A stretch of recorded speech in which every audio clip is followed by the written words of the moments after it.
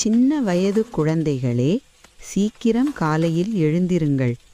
அன்னை தந்தை இருவருக்கும் அன்பாய் வணக்கம் செலுத்துங்கள். பல்லை துலக்கி முகம் கழுவி பரமனை மனதில் நினையுங்கள். எல்லையில்லா ஆனந்தம் எழுந்திடும் உங்கள் இள நெஞ்சில். உள்ளத்தன்பால் உருக்கமுடன் உங்கள் ஆசான் போதித்த பள்ளிக்கூட பாடத்தை படிக்க வேண்டும் 2 தடவை. வீட்டு கணக்கு போட்டு பின் விடைகள் சரியா எனப் பாரீர். நாட்டு குழைத்த நல்லோரின் நினைவை என்றும் மறவோமே.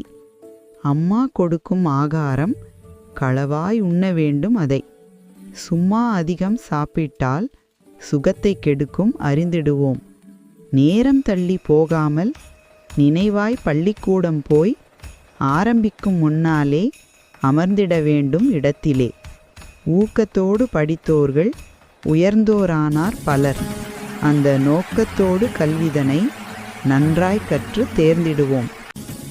தினமும் மாலை வேளையிலே திறமையாக பலர் கூடி மனமும் உடலும் நலமடைய மகிழ்ச்சியோடு ஆடிடுவோம்.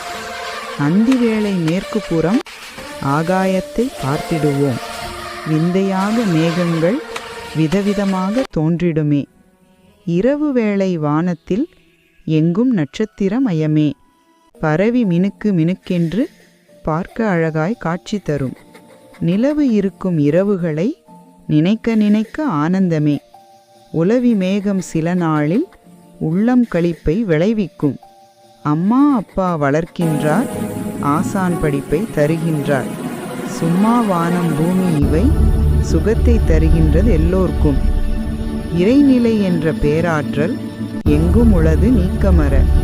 மறைவாய் இருந்து அது ஆற்றும் மாபெரும் செயலை நிலைத்திடுவோம்.